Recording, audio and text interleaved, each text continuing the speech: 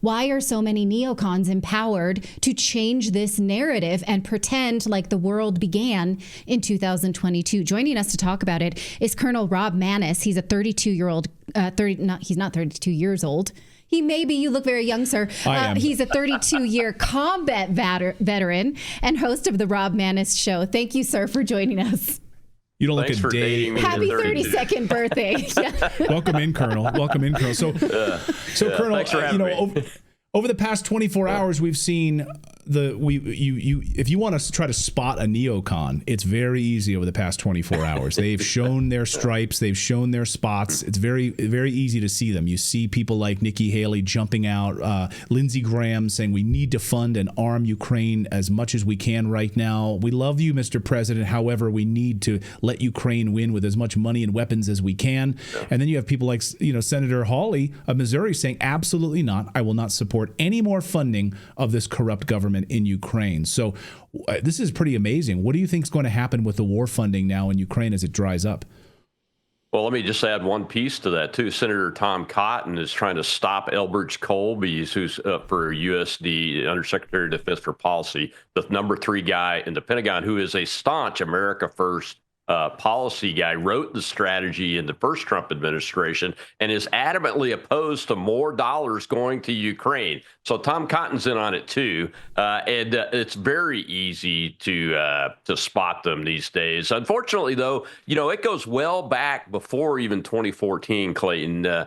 Look, you can go back to 2008 when the United States government operations run by people like Victoria Nuland, I'm sure you're aware of her name, came in and conducted really what I think is the first color revolution and started messing around in Ukraine at the beginning of the the first Obama administration.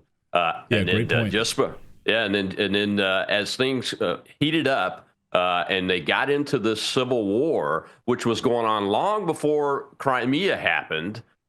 In 2014, for a couple of years, we were calling this out because you've heard the term the Azov Battalion. That's the Nazi battalions.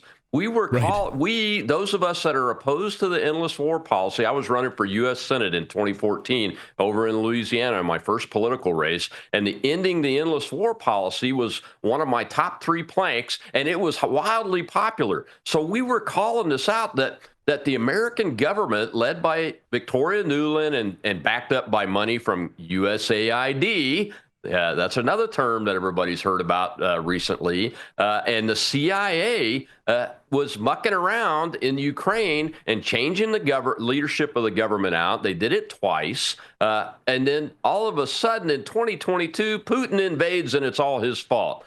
Come on, man. The reality is the United States provoked this. We had 12 CIA installations on the border with Russia in Ukraine. That's not a provocation? Oh, my goodness. We used USAID to propagandize the population of the Ukraine to get them to come out and protest and support the Nazis that were the essence of those protests coming up against Zelensky there, which is why he flipped from a peace candidate to a war candidate, and he refuses to back off of it. Obviously, he's insulted the president of the United States yesterday, and the president of the United States is doing what Donald Trump does. He's crushing him, and he's going to continue to do that while he's in peace talks with the Russians and Vladimir Putin directly to try to end this killing. Now, one of the things I have been enjoying is that Trump has given a lot of us license to say what we've been saying all along is that Zelensky is not a good dude. He's actually he's a narcissist, and a dictator. He does not care that his people are dying. I can say a lot of bad things about Zelensky, and now it's okay to do that. One of the things I've been wondering, though, is Zelensky's the reason for one of Trump's impeachment, and Trump, supposedly held up military aid to Ukraine. Well, that aid quite obviously was going to continue the civil war on Ukraine's own people. So Trump must have known this during his first term. Why did he wait so long to say this, do you think?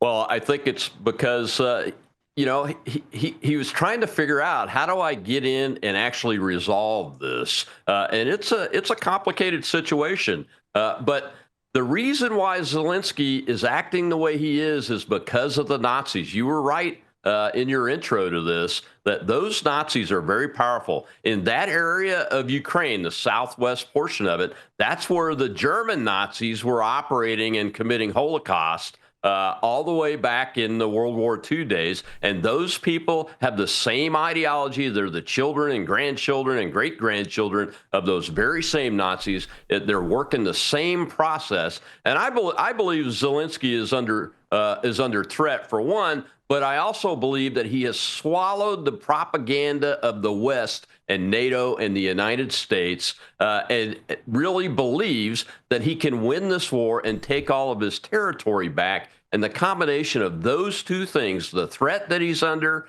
plus this propagandizement that the United States really is primarily responsible for, has changed his views to where he does something stupid. He goes back publicly at the one guy that's in the presidency that you don't go back at because he's going to crush you. He's going to crush you. And he's got a track record of winning on that kind of platform almost 100% of the time. Well, 100% of the time, really. I mean, come on. Colonel, I know you got to go in a minute. Just final question here, which is, I'm just stunned by this. I'm really stunned that Trump has come out and said this. He's called out who started this war. He's called out the corruption, the money laundering operation, and the fact that he's a dictator. Trump doesn't seem like he's ever one to walk statements back. And do you think he's going to walk any of this back under pressure from all these neocons? No, you won't see him walk this one back because he's right.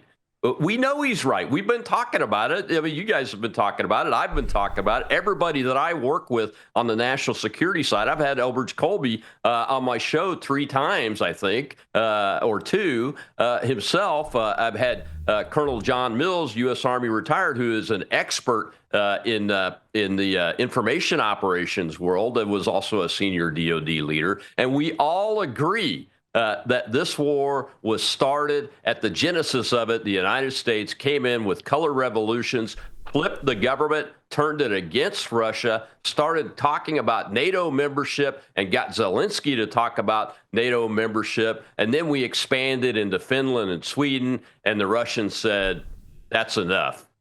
It's our vital national interest. And unfortunately, Barack Obama was right. The Ukraine eastern border is not the vital national interest of the United States. And the president of the United States now is going to act on that and protect our interest and get us out of this and stop this war. Colonel Maness, thank you so much for your time. Yeah, thank you, man. This is great. Love your commentary on this. Thank you for being a voice of truth in this sea of like misinformation and neocon madness that's happened over the past 48 hours. I hope people share this interview all over the place for all those people getting on Twitter saying that Zelensky's not a dictator. I hope people pay attention to that. Colonel, great to see you. Thank you so much for jumping in. Thank you, Clayton. I appreciate y'all.